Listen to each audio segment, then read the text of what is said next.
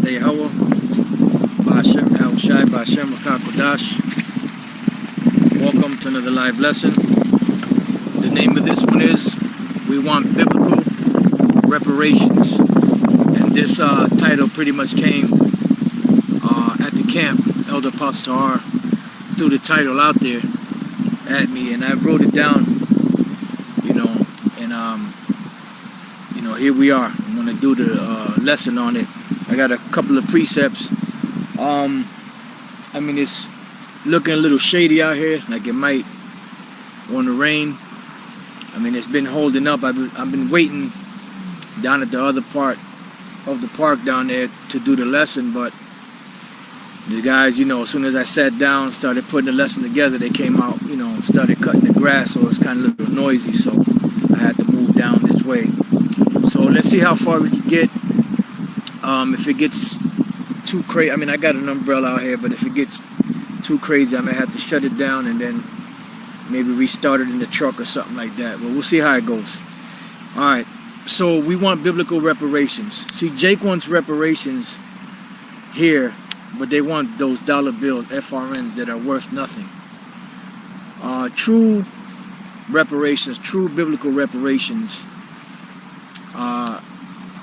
consist of having our own land back, having the riches of the world, having the nations bring us back everything that they took from us, being able to enjoy our children, not have to worry about getting up to go to work for somebody else, and ultimately the top blessing is to have slaves, and every nation that's rules, they've had their slaves, So when we go into the book of 2nd Ezra, the 6th chapter, and the 54th verse, we're going to read on down. It says, 2nd Ezra chapter 6, verse 54. It says, "And after these, Adam also, whom thou madest Lord of all thy creatures, of him come we all, and the people also whom thou hast chosen, which are the Israelites. All this have I spoken before thee, O Lord, because thou madest the world for our sakes." So the Lord made the world for our sakes. So Ezra is reasoning in this prayer, and this is what he asked the Lord. He said, "As for the other people, which also come of Adam, like the other nations, thou hast said that they are nothing." And that's the truth, because the only people that are something to the Lord are the Israelites. And the reason why those other nations were created, they were created to be our servants. Royalty has to have someone to serve them, because royalty does not work. It says, "But be like unto spittle." So they're nothing, and they're like unto spit. It says, "And has likened the abundance of them unto a drop that falleth from a vessel," which that is found in the book of Isaiah, the 40th chapter. How the Lord feels about these nations. He doesn't feel too nice, He doesn't have very many nice things to say about these other nations, But here it says, "And now, O Lord, behold, these heathen, which have ever been reputed as nothing, have begun to be lords over us and to devour us," because that was a part of the curse in the book of Deuteronomy, the 28th chapter. The Lord said if we kept His commandments, He would put us up on high above all nations. He said, but if we disobeyed the Lord, then He was going to put us at the bottom. That's why they're the head and we're the tail. It says, "But we thy people, whom thou hast called thy firstborn, thy only begotten, and thy fervent lover, are given into their hands." See, so we're in captivity under these nations, even to this very day. You have the misconception that we're free. Just because you're able to move about and you're not locked in a cell does not mean that you're free. We are all contractual slaves through the 14th Amendment. The 14th Amendment made us contractual slaves. That's why whenever you get any form of documentation from the government, your name is in all capital letters. That is a straw man. That is not an actual entity. That is a fictitious entity that is a representative of you. And through that fictitious entity with all those capital letters, that gives them the right or the ability to have you as a slave unknowingly, beginning with your birth certificate, your social security card, you know, driver's license, and all these other different contracts that we have made with the government. It says, if the world now be made for our sakes, why do we not possess an inheritance with the world? How long shall this endure? So we don't have a possession with the world. The world, you know, you have Edomites in power, you have Moabites in power, you have Hamites in power, all these different nations in power, and you better believe that they all have slaves. You know, slaves of other nations, slaves of their own people, but they have slaves. They have empires and they have slaves. We're a nation that are slaves, and we don't have, you know, our own land. We don't have, you know, slaves. We don't have cattle, you know, and riches, you know, like the other nations do. So we don't have a possession with these nations. And it's funny because when you go back to the book of Deuteronomy 32, the Lord gave all these nations their portions of land first, and he preserved the best land for us. And this is why Ham did what he did, and the Lord caused Noah to curse Canaan, his son, because eventually the land that Canaan was going to get was going to be turned over to us, because that was really meant for us. Now, let's go from there to Zechariah 2:8, because we've been slaves under these nations. So Zechariah chapter 2 verse 8 says, for thus saith the Lord of hosts, after the glory hath he sent me unto the nations which spoiled you. For he that toucheth you toucheth the apple of his eye. All right, so they put their hands on us, and now they have to pay. You know, and that's the bottom line. You know, we're going to go through a series of scriptures to go into that. But before we do that, because everything goes back to what? Goes back to the contract.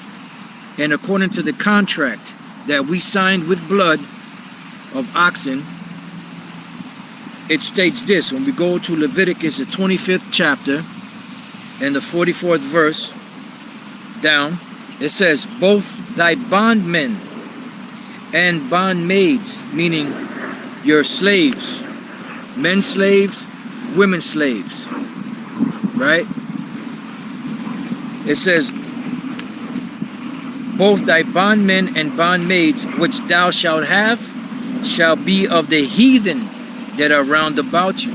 Of them shall you buy bondmen and bondmaids. Moreover, of the children of the strangers that do sojourn among you, of them shall you buy. And this is talking about actual nations. And of their families that are with you, which they begat in your land, and they shall be your possession. And you shall take them as an inheritance for your children after you, to inherit them for a possession. They shall be your bondmen forever. But over your brethren, the children of Israel, you shall not rule one over another with rigor. And it's starting to rain now, so I'm going to pack it up. And I'm just going to start walking back to the truck. Just bear with me. Give me a few, and I'm going to have to do another one unless it stops. I feel like it stopped, but I don't want to take a chance and it just start pouring down, you know.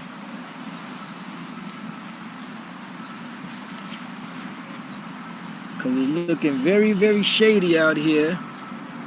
So, according to the contract, we are afforded or given the right to have servants from among the other nations. You know, now the world is set up. They're set up in power. They have their countries, their governments, you know, everything established. They have slaves and all of that. But we don't have that inheritance with them as of yet. But we will. You know, we will. So let's go from there. Let's go to the next precept, which is the book of Isaiah, the 60th chapter. We're going to start there, because Isaiah 60 pretty much sums it up. I was trying to just pick out a few verses from there, But it was kind of hard because there's so much in there, and it kind of just starts right off from the top. So Isaiah chapter 60 verse 1, it says, "Arise, shine, for thy light is come, and the glory of the Lord is risen upon thee." And this is why we're starting to wake up from the sleep that we were in, that slumber that we were in. "For behold, the darkness shall cover the earth, and gross darkness the people, but the Lord shall arise upon thee, and his glory shall be seen upon thee." And that's what's happening right now. And eventually this is going to transfer over into the kingdom, because in our low state they're starting to witness this. So how much more when we, when we're magnified, when we're glorified, when we're changed, This is the book of Daniel chapter 12 verse 3. It says, and they that be wise shall shine as the brightness of the firmament, and they that turn many to righteousness as the stars forever and ever. So we're gonna leave it there. Yeah, I'm gonna just go ahead and make that move to the truck, and just bear with me. I'll be back shortly, Lord's will.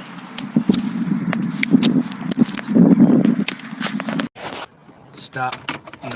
Oh Lord, just bear with me a second. Satan jumping on everything. He's jumping on everything.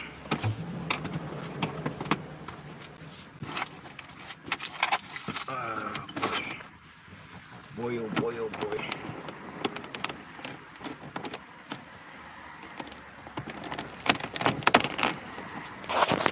All right. We left off on Daniel, the 12th chapter, where it spoke about, us shining, as a firmament of heaven. That's due to the glow that the Lord is going to have about us, the children of Israel, in the kingdom of heaven, and the elect, the 144,000, the governing body, the elect that make it out of this, they're going to glow even greater, because there's going to be levels to this thing. So those nations, they're starting to see that glow, so to speak, that's coming upon the children of Israel, and they're starting to approach to it. They're trying to see what they could do to be a part of it. They're trying to see what angle they could come with, but you can't. This is not for you.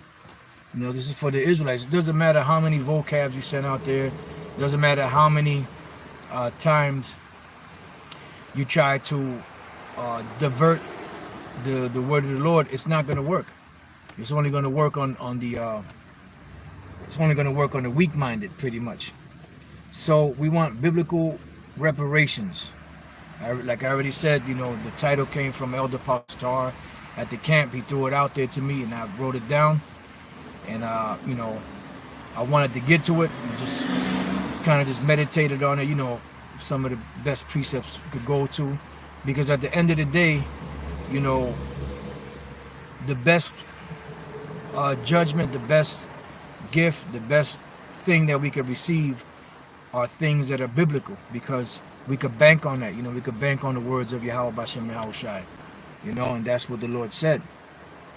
So going back to Isaiah chapter 60, it says, for behold, the darkness shall cover the earth, and gross darkness the people, but the Lord shall shine upon thee, and his glory shall be seen upon thee.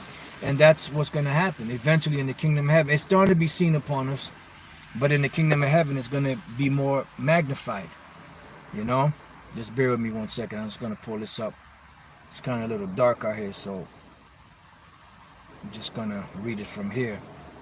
All right, so we're going back to Isaiah 60, and now we're going to go to verse 3. Then it goes on to say, and the Gentiles, which are the other nations, shall come to thy light, and kings to the brightness of thy rising. Why? Because they're going to be brought, back, to where they belong, in the position that they belong, which is captivity, slavery, So it says, lift up thine eyes round about, and see all they gather themselves together. They come to thee. Thy son shall come from far, and thy daughter shall be nursed at thy side. Yep, that's right. Because all of Israel is going to come to the Heavenly Father eventually. No matter where they're at in the world, no matter what they look like, they're all going to come back to the Lord. Because that is the promised seed that the Lord promised to Abraham that would be blessed among all nations. It says, then thou shalt see and flow together, and thine heart shall fear and be enlarged. Because the abundance of the sea shall be converted unto thee, the forces of the Gentiles shall come unto thee. And see, this is why the scriptures say, I have not seen neither ear heard the things which the Lord has prepared for them that love him. Because we read about it, but we don't really understand the magnitude of what it's going to be like. You know, we read about you know, the future. We read about the kingdom. We read about the riches. We see movies, you know, dealing with kings and, you know, the whole royalty and wearing of crowns and sitting on thrones and people coming to laud them and all this.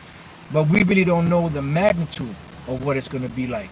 You know, we can only picture it in our carnal mind, you know, that was given to us here based off of images that we've seen either on television or things that we've read. But we really don't know the magnitude of how great, you know, this kingdom is going to be.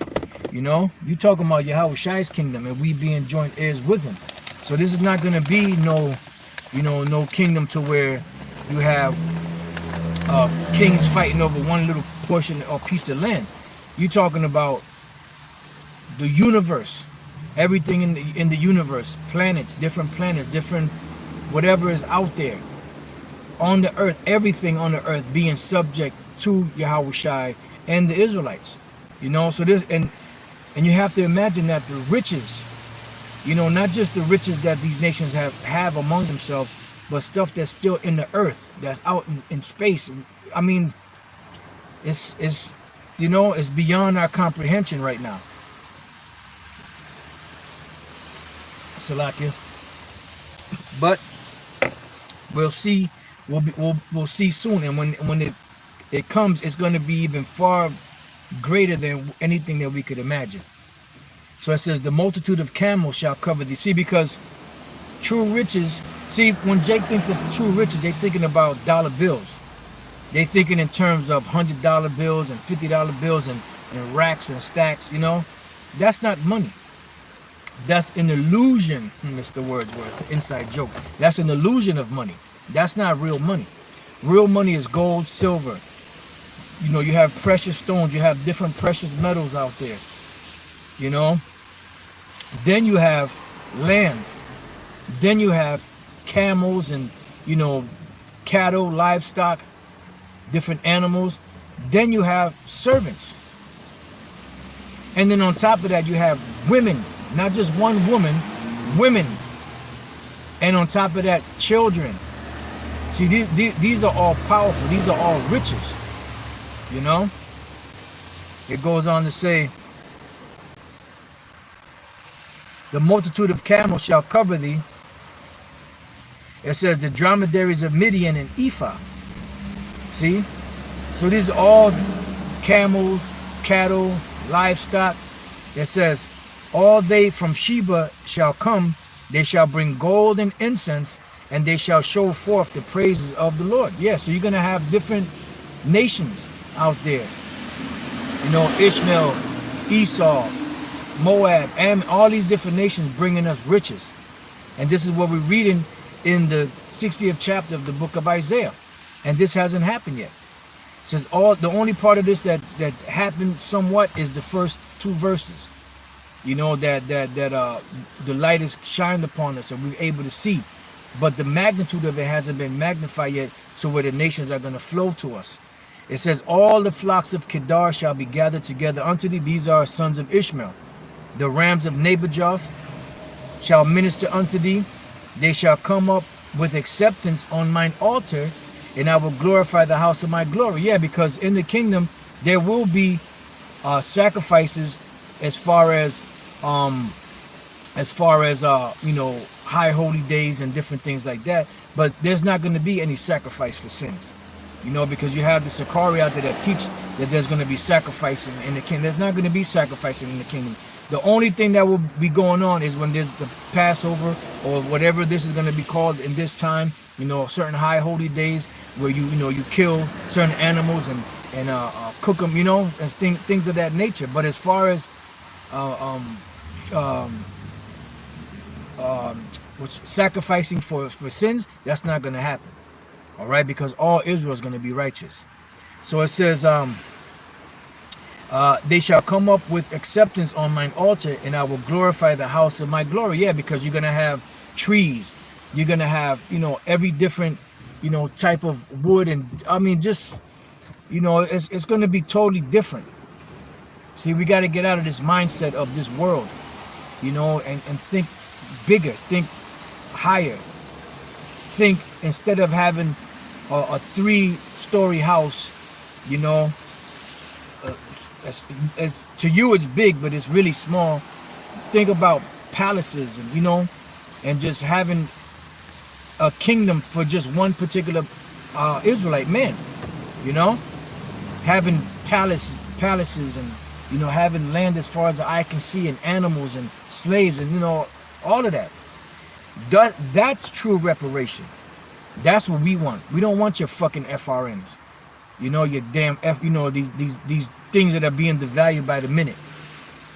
Then it says, who are these that fly as clouds and as the doves to their windows? That's dealing with the chariots, which shows you, you know, sometimes that shows you how the spirit works. You know, here it is, the prophet is speaking about the kingdom and the futures to come, and the slave and the people, the nations being in slavery and bringing their riches and bringing their cattle and all that. And all of a sudden it redirects to the chariots. Then it comes right back.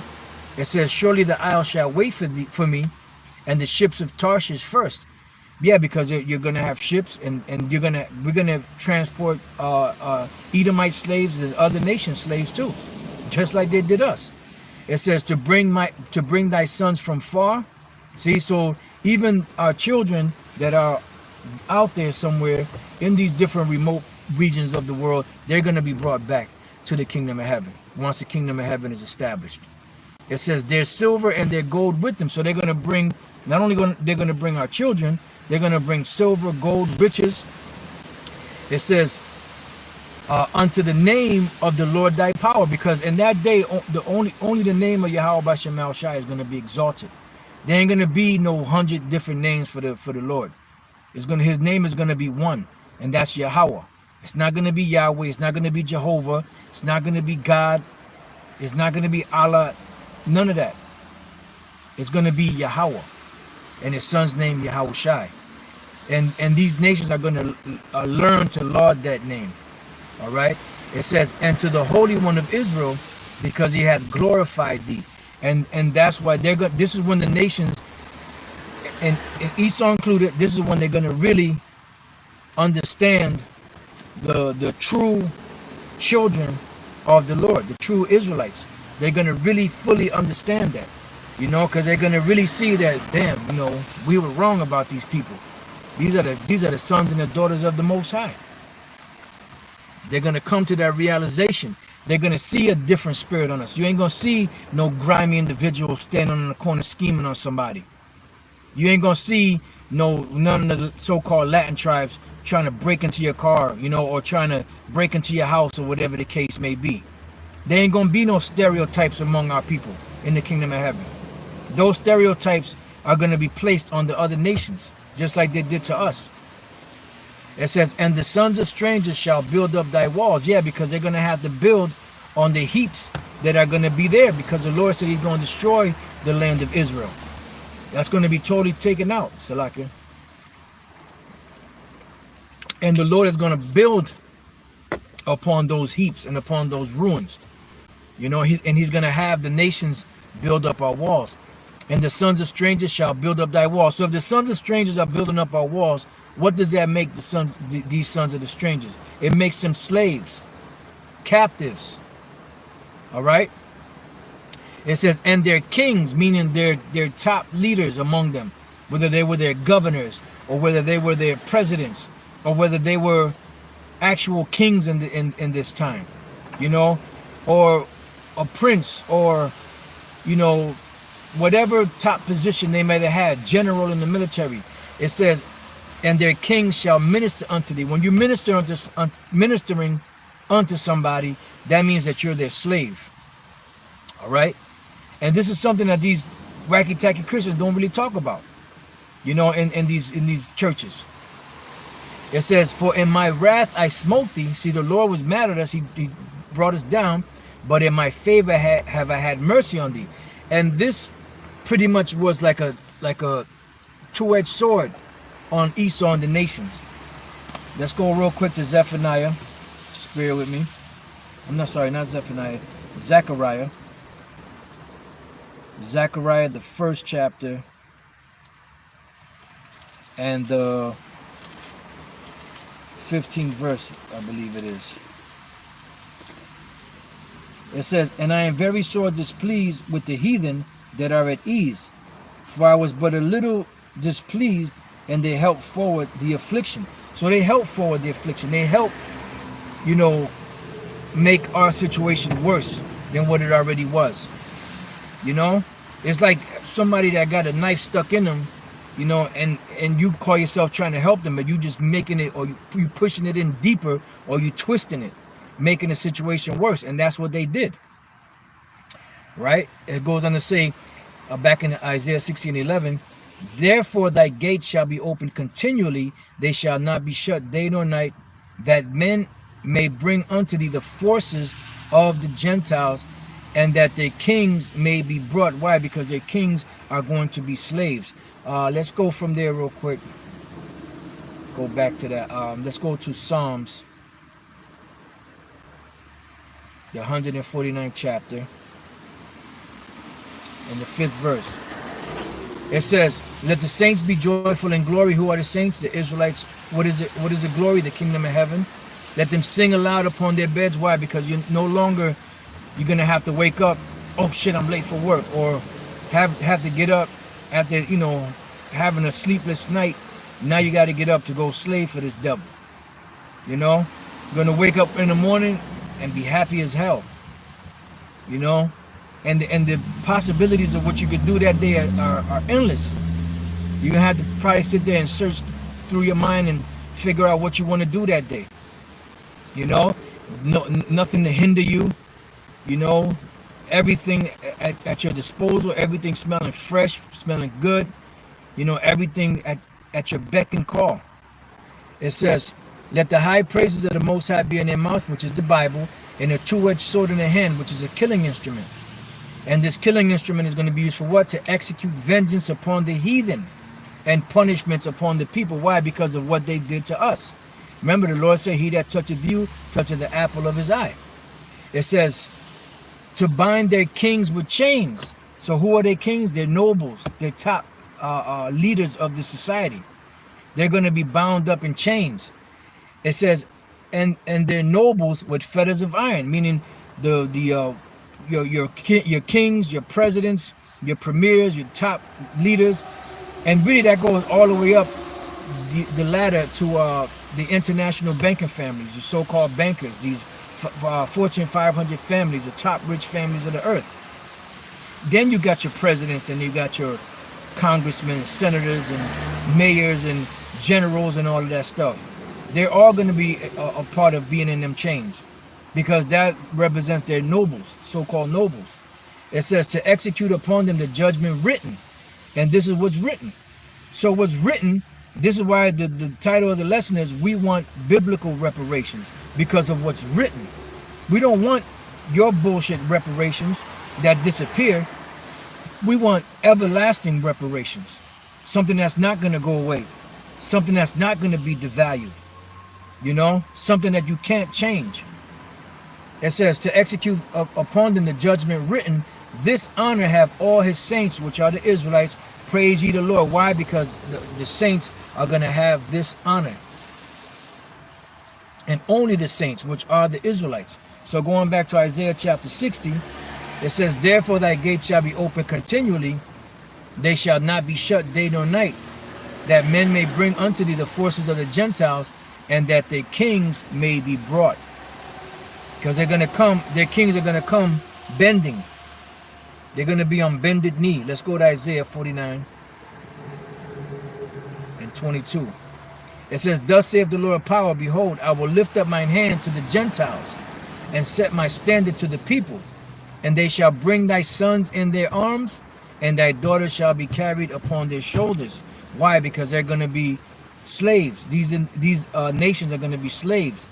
And the first crop of slaves is going to be the ones that are so-called in that royal realm, in that top echelon, so to speak.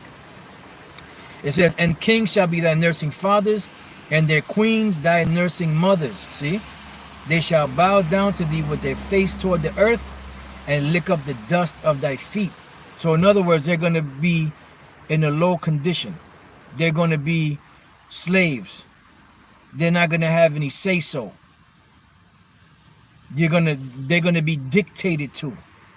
They're not going to be able to choose what they want to do and what they don't want to do. They're not going to be able to delegate authority to somebody else, because they're going to be it. It says, and thou shalt know that I am the Lord, for they shall not be ashamed that wait for me. And this is what we're waiting for. We're waiting for the Lord to come back and deliver us, to give us these blessings, you know, to give us, you know, what's written in the contract. Sign the contract, big boy. Sign the contract. Inside joke. Isaiah chapter 60 verse 12. For the nation and kingdom that will not serve thee shall perish. Yea, those nations shall be utterly wasted. Right. And that's literal. So any of these nations that do not comply, they're going to die. Bottom line. Ain't going to be no game playing, man.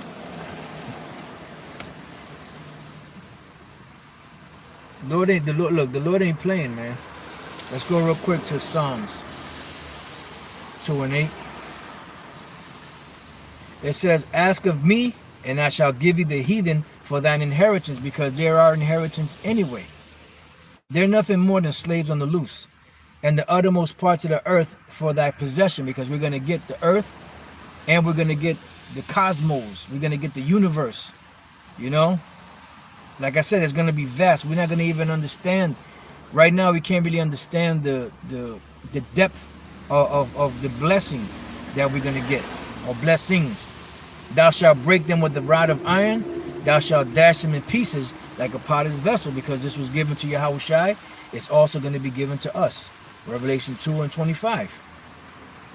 It says, but that which you have already hold fast till I come. Yeah, which is what? It's truth. It's faith. Hold on to it, because this is our ticket. Salaki. This is our ticket out of here. It says, and he that overcometh and keepeth my works unto the end, to him will I give power over the nations. And what do you think is going to happen when we have the power over the nations? They're going to have to pay for what they did. That's true reparation. When you have somebody in captivity, when you have somebody giving you the riches that they have because they really belong to you, that is true reparations of biblical proportions. It says, and he that overcometh and keepeth my works unto the end, to him will I give power over the nations, and he shall rule them with a rod of iron. As the vessels of a potter shall they be broken to shivers, even as I received of my Father. Why? Because this is what they did to us. The scriptures say in Micah 4 and 13, that we're going to break these nations in pieces, man. Literally.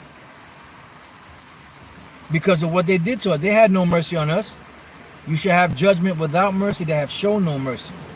And I will give him the morning star. And this is all going to happen in the kingdom of heaven. He that hath an ear, let him hear what the Spirit saith unto the churches. And I wonder why vocab and them don't read scriptures like that. All right, let's see what we got here. All right, before we go back, let's go real quick to Jeremiah 30. I wanted to go back to Isaiah, but let's go to Jeremiah 30 and 16. We're going to read down. Therefore all they that devour thee shall be devoured, and all thine adversaries, every one of them shall go into captivity. And they that spoil thee shall be a spoil, and all that prey upon thee will I give for a prey. That's the bottom line. For I will restore health unto thee, and I will heal thee of thy wounds, saith the Lord. Because they called thee an outcast, saying, This is Zion, whom no man seeketh after. That's why he said he's going to get his praise and fame in every land where we will put to shame. It says, Thus saith the Lord power, Behold, I will bring again the captivity of Jacob's tent, and have mercy on his dwelling places, and the city shall be builded upon her own heaps. See, as we were reading, speaking about before. And who's going to do that? The other nations.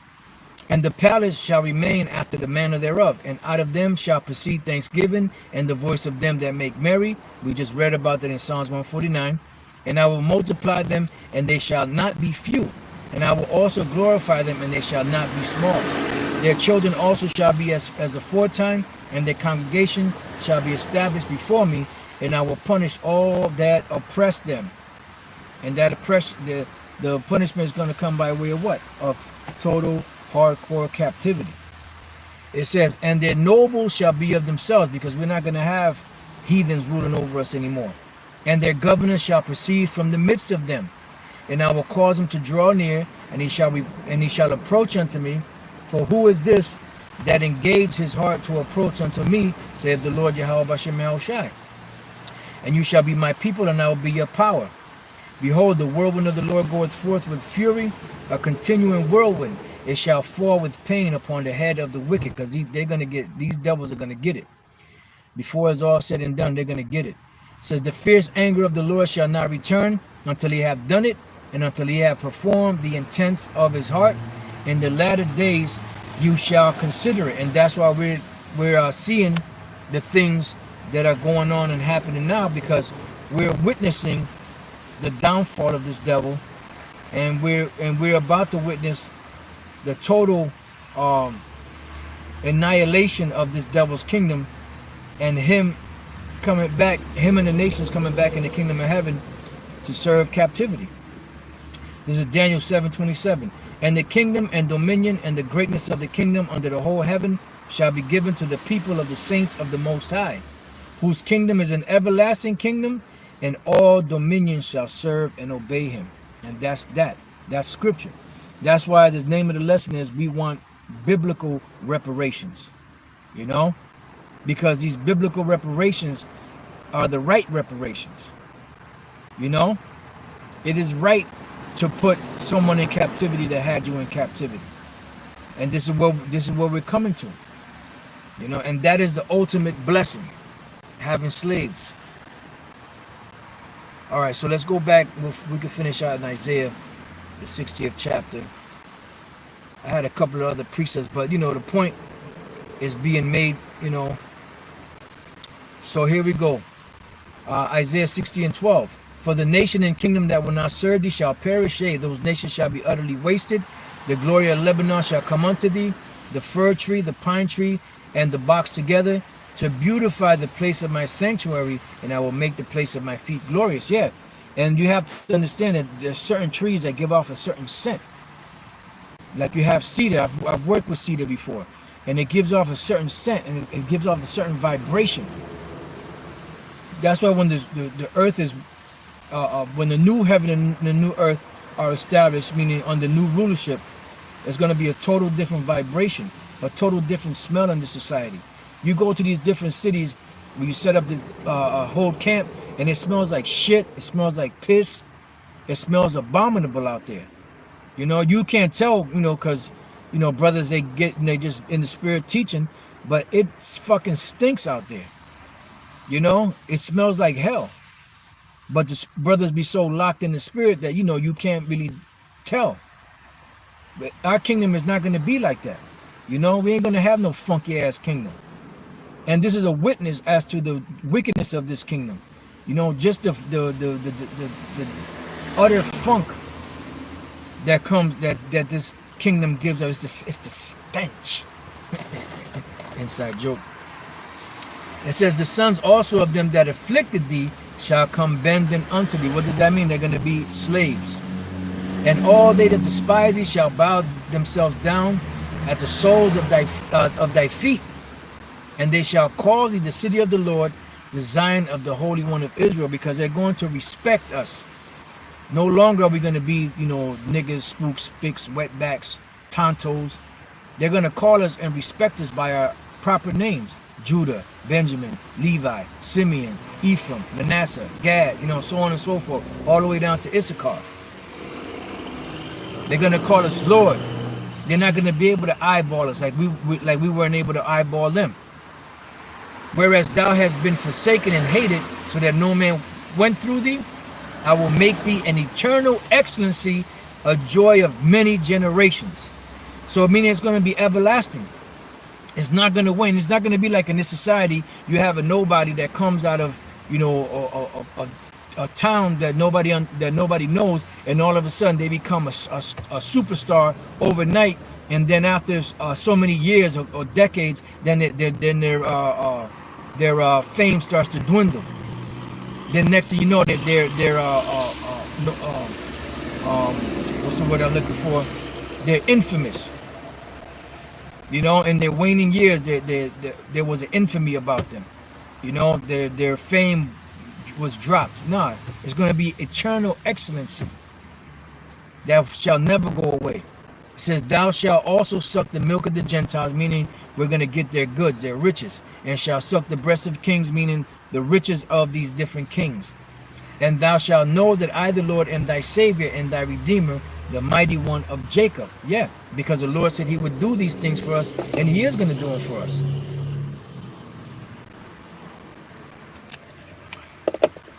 So let's read on.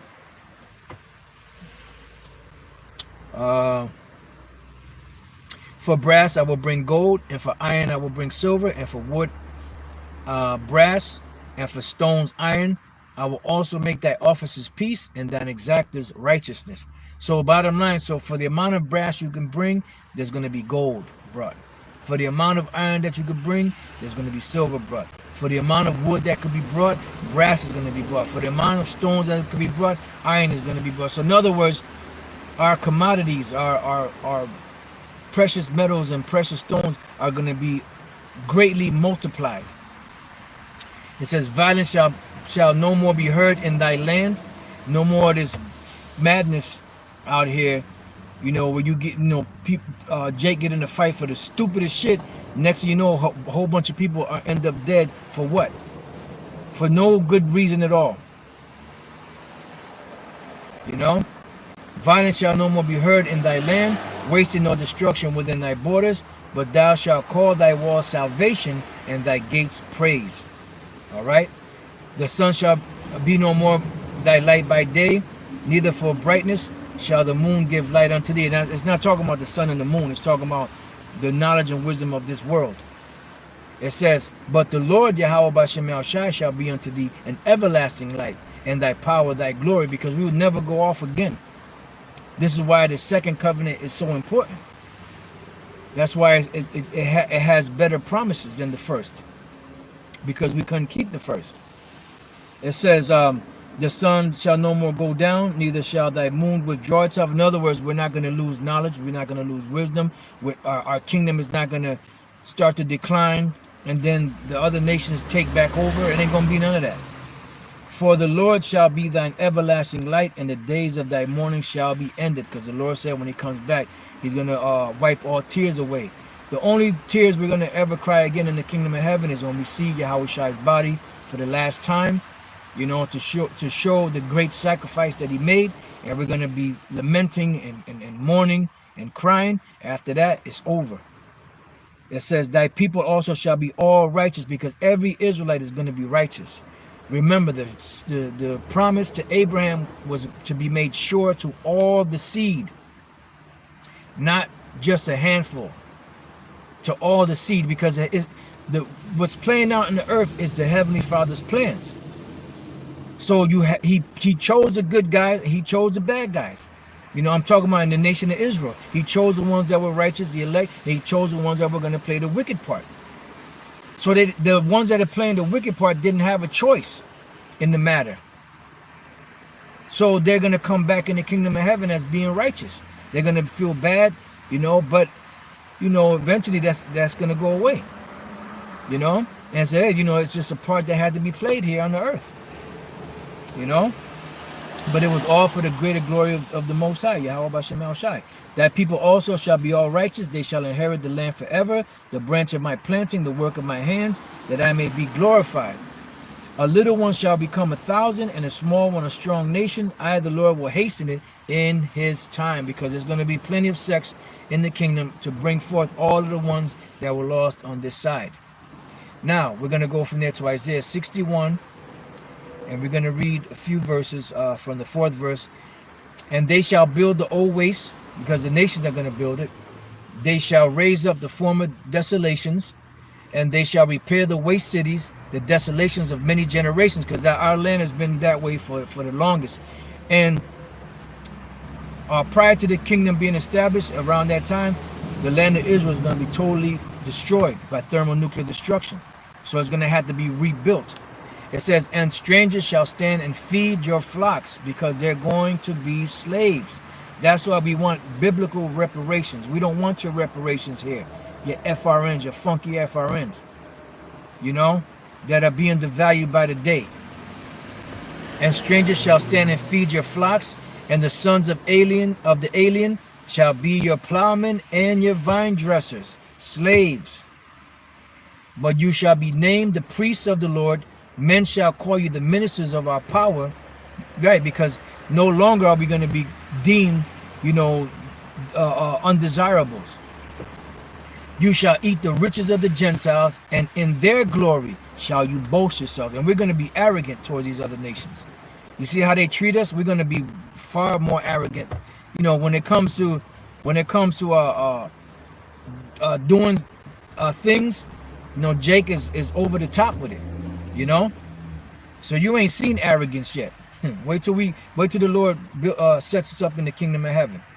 For your shame you shall have double, and for confusion they shall rejoice in their portion.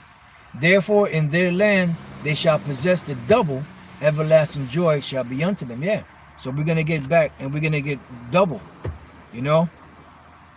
And like I said earlier, the Spirit had me say it, that we really don't have, you know, we don't really know the extent of the blessings that we're going to get in the kingdom of heaven, you know.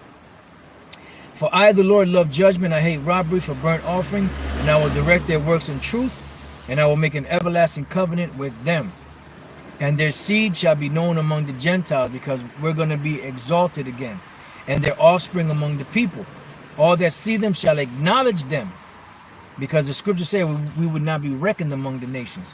That they are the seed which the Lord hath blessed. And that's the seed that goes back to the promise of Abraham, Isaac, and Jacob. It says, I will greatly rejoice in the Lord. My soul shall be joyful in my power, for he hath clothed me with the garments of salvation. He hath covered me with the robe of righteousness. As a bridegroom decketh himself with ornaments, and as a bride adorneth herself with her jewels. For as the earth bringeth forth her bud, and as the garden causes the things that are sown in it to spring forth, so the Lord, YAHAWASHI, will cause righteousness and praise to spring forth before all nations. And eventually these nations are going to have to learn our ways. You know, because when the kingdom is established, there ain't going to be no bullshit, man. Remember, it's going to be a kingdom of righteousness. You know, so they're going to have to conform to righteousness. All right, and I believe those are all the scriptures that I had. Oh, let me get this last one in the same book of Isaiah. Isaiah chapter 14 and 1. For the Lord will have mercy on Jacob and will yet choose Israel, because we messed up, but the Lord's still going to have mercy on us. And set them in their own land. It's going to be established again. And strangers shall be joined with them, which are the Israelite foreigners. And they shall cleave to the house of Jacob. Why? Because they are Israelites also. It says, and then when we come together, and the people shall take them, meaning the other nations, and bring them to their place. What is their place? Slavery. And the house of Israel shall possess them in the land of the Lord for servants and handmaids, and they shall take them captives, whose captives they were, and they shall rule over their oppressors. And that's true reparation of biblical proportion. And that's what the name of the lesson is. We want biblical reparations. You know, that's what we want. We don't want your funky FRNs, because those funky FRNs are being devalued every day. and eventually they're not gonna be worth anything, you know. So I believe the point was made there. This has been we want biblical reparations. Like I said in the beginning, it was a title that was inspired, you know, that Elder Pastor threw at me at the camp. I wrote it down, you know, and we went through it, you know, and there's many other scriptures that we could go to dealing with that, you know. They shall go into captivity. What is that? Revelation 13. You know, and many other scriptures that go into true reparations. You know, but remember, we're gonna get lands. We're gonna get the kingdom. We're gonna get lands. You know, we're gonna get cattle. You know, flocks, all kind of, you know, precious stones, precious metals. You know, gold, silver, so on and so forth. Many women, many children, and slaves. Many slaves. And those are true reparations, true biblical reparations. So with that, I pray that you brothers have been edified, you few sisters also, and to the next time I say shalom.